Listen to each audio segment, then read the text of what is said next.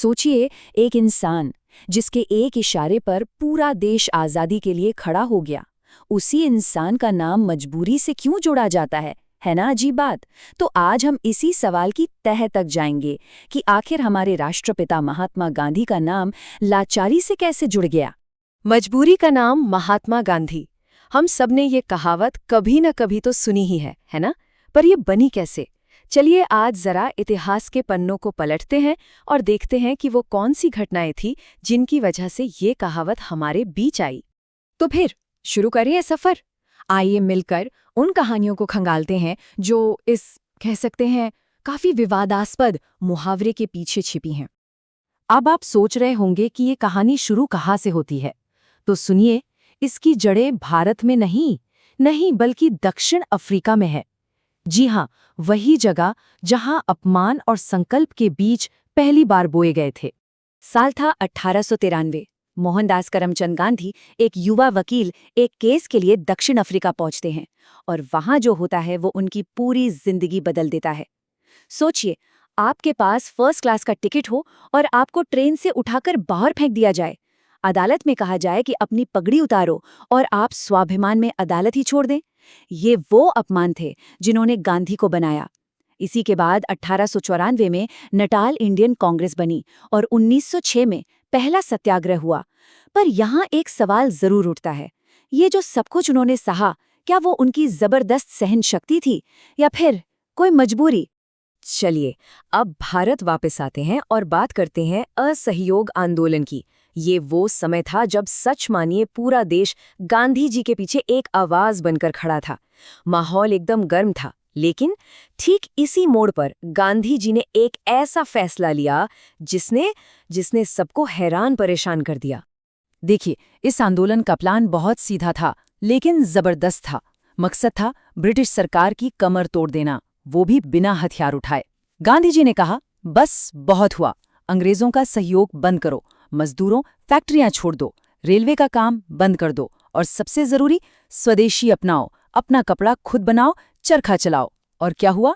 करोड़ों, जी हां, करोड़ों भारतीय इस आंदोलन में कूद पड़े। अंग्रेज सरकार की हालत सच में पतली हो गई थी। लेकिन फिर 4 फरवरी 1922 को उत्तर प्रदेश के एक छोटे से गांव चौरी चौरा में सब कुछ बदल गया। पुलिस की हिंसा से भड़की भीड़ ने पुलिस स्टेशन में ही आग लगा दी।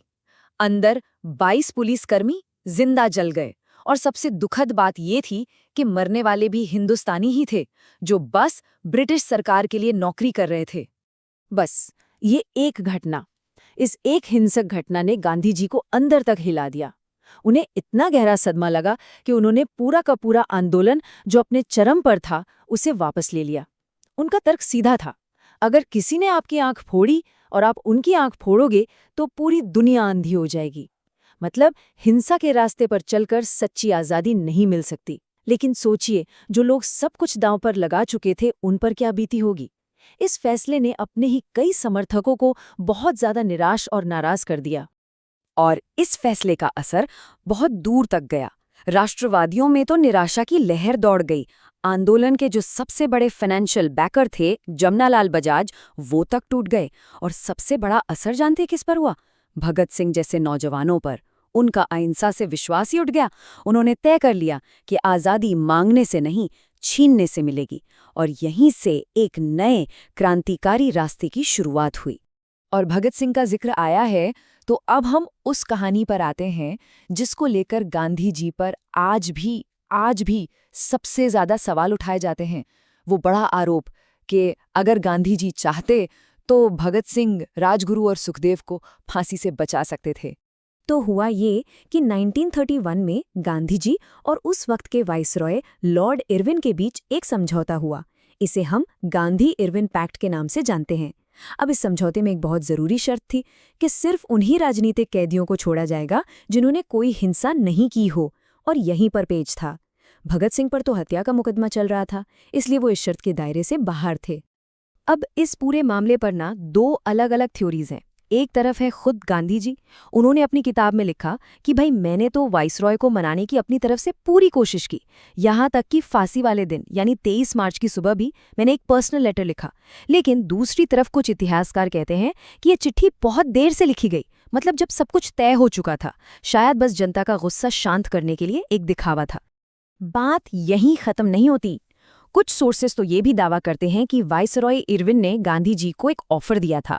उन्होंने कहा कि अगर आप भगत सिंह से ये गारंटी ले लें कि वो भविष्य में हिंसा का रास्ता छोड़ देंगे तो फांसी को उम्र कैद में बदला जा सकता है। पर कहते हैं कि गांधी जी ने ये कहकर मना कर दिया कि वो किसी और के भविष्य के एक्शन की जिम्मेदारी कैसे ले सकते हैं। चलिए, अब कहानी के आखिरी और शायद सबसे दर्दनाक हिस्से पर आते हैं, भारत का बंटवारा। ये वो वक्त था जब गांधी जी के लीडरशिप पर सबसे बड़े सवाल उठे। एक ऐसा दौर जब बहुत से लोगों को लगा कि गांधी अब हालात के आगे बेबस हो चुके हैं, मजबूर हो गए हैं। आप जानते हैं, गांधी जी ने बंटवारा रोकने के लिए क्या-क्या नहीं किया। उन्होंने कहा, अरे भाई, पहले आज़ादी ले लेते हैं, बंटवारे का फैसला बाद में करेंगे। बात यहां तक पहुंच गई थी कि उन्होंने मोहम्मद अली जिन्ना को पूरे अखंड भारत का प्रधानमंत्री बनाने तक का ऑफर दे दिया था। सोचिए, लेकिन विडंबना देखिए, उनके अपने ही लोग, नेहरू और पटेल जैसे बड़े नेता, उनके इन प्रस्तावों के खिलाफ खड़े हो गए।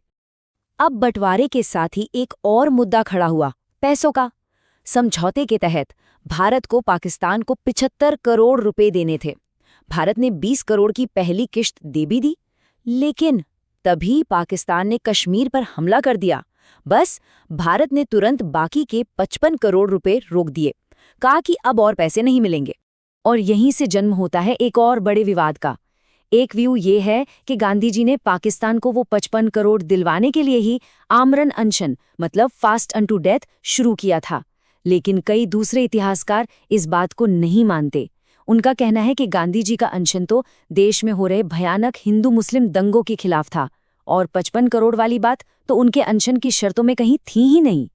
तो चौरी चौरा हो, भगत सिंह की फांसी हो, या फिर बंटवारे के वक्त 55 करोड़ का मामला, जब हम इन सारी घटनाओं को एक साथ जोड़कर देखते हैं तो ये तस्वीर थोड़ी साफ होने लगती है कि क्यों कुछ लोगों को लगा कि गांधी जी के फैसले कमजोर थे या वो हालात के हाथों मजबूर हो गए थे।